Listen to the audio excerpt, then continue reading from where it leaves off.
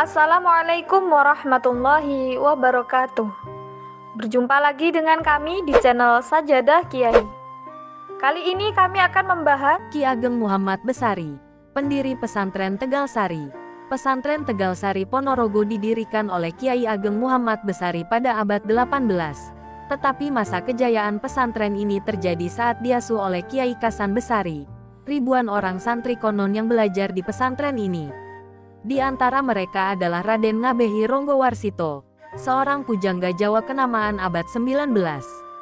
Para pendiri pesantren modern Gontor Ponorogo juga masih merupakan keturunan pengasuh pesantren Tegalsari. Latar belakang keluarga, Kiai Ageng Muhammad Besari berasal dari Caruban, Madiun, Jawa Timur. Tidak ada keterangan kapan beliau dilahirkan. Ayahnya bernama Kiai Anom Besari dari Kuncen, Caruban, Madiun. Kiai Ageng Muhammad Besari mempunyai 9 orang anak. Di antara mereka ada yang bernama Zainal Abidin yang kemudian menjadi menantu Raja Selarong Malaysia. Anak bungsunya menikah dengan Kiai Ibnu Umar yang selanjutnya menjadi tokoh agama di wilayah Banjar. Pendidikan Kiai Ageng Muhammad Besari dimulai dengan belajar kepada sejumlah ulama di Ponorogo. Bersama adiknya yang bernama Nur Sadik, Kiai Ageng Muhammad Besari belajar kepada Kiai Danapura yang tinggal di sebelah tenggara Ponorogo. Kiai Danapura ini masih keturunan Sunan Tembayat atau Sunan Pandanarang, seorang wali yang makamnya ada di Desa Paseban, Kecamatan Bayat, Kabupaten Klaten, Jawa Tengah. Makam Sunan Tembayat ini biasanya disebut Gunung Jabalkat. Kiai Ageng Muhammad Besari dan adiknya belajar kepada Kiai Danapura selama 4 tahun. Suatu ketika mereka singgah di kediaman Kiai Nur Salim di Mantub, Ngadisan. Kiai Nur Salim tertarik dengan kepribadian Kiai Ageng Muhammad Besari. Lalu, Kiai Ageng Muhammad Besari diambil menantu oleh Kiai Nur Salim dengan dinikahkan putri sulungnya. Setelah menikah, Kiai Ageng Muhammad Besari dan istrinya belajar ke pesantren Kiai Danapura. Setahun lamanya Kiai Ageng Muhammad Besari belajar kepada Kiai Danapura untuk yang kedua kalinya. Kiai Danapura menyarankan Kiai Ageng Muhammad Besari untuk membuka lahan yang kemudian dikenal sebagai Tegalsari. Mendirikan pesantren di Tegalsari, Kiai Ageng Muhammad Besari membuka pengajian untuk masyarakat sekitar. Antusiasme masyarakat cukup besar sehingga Kiai Ageng Muhammad Besari mempunyai murid yang banyak. Selain dikenal memiliki ilmu agama yang mendalam, Kiai Ageng Muhammad Besari juga dikenal sakti dengan bukti dapat mengalahkan para warok, pemimpin reok Ponorogo. Bahkan, setelah Kiai Danapura wafat, perhatian masyarakat tertuju kepada sosok Kiai Ageng Muhammad Besari. Tidak ada keterangan yang pasti kapan Kiai Ageng Muhammad Besari mendirikan pesantren Tegalsari ini.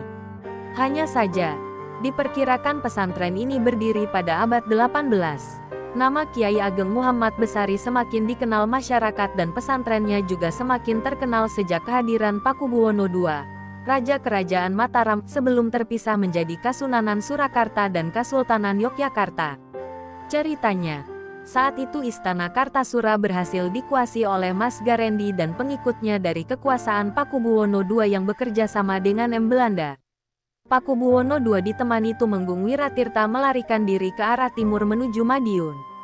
Sesampai desa Taman Arum, Setono, Karanggebang dan Sawo, mereka mendengar keberadaan seorang kiai dari Tegalsari yang bernama Kiai Ageng Muhammad Besari.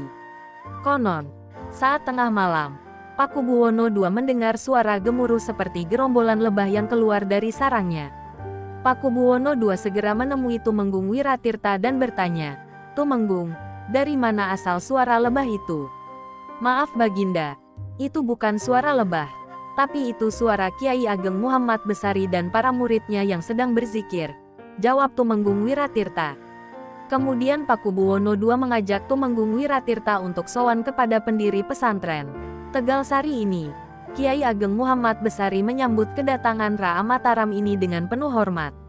Pakubuwono meminta bantuan Kiai Ageng Muhammad Besari untuk merebut kerajaan Ria kembali.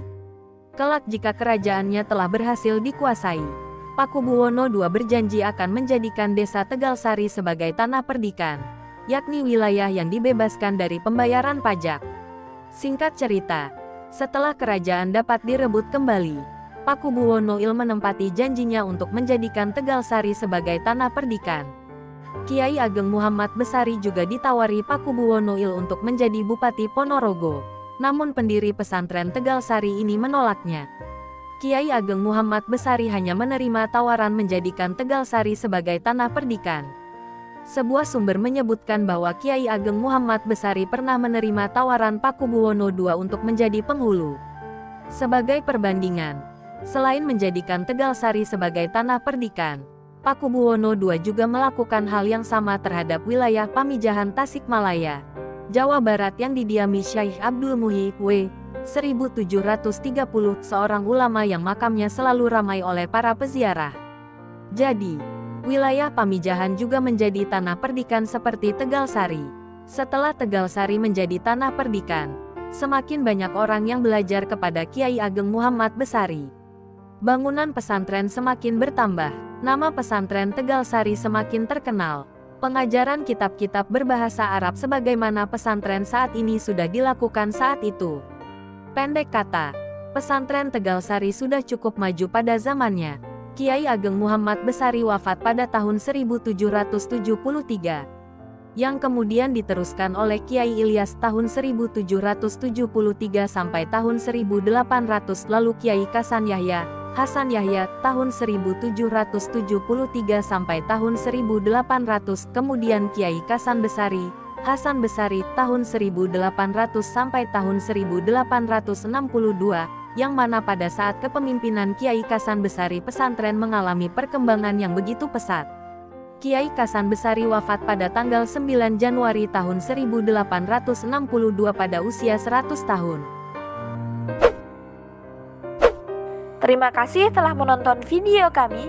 Jangan lupa like, comment, share, dan subscribe channel Sajadah Kiai, serta bunyikan loncengnya agar tidak ketinggalan video-video terbaru kami. Dengan mensubscribe berarti Anda mendukung channel kami, serta membuat kami lebih semangat dan konsisten dalam membuat video-video terbaru. Wassalamualaikum warahmatullahi wabarakatuh.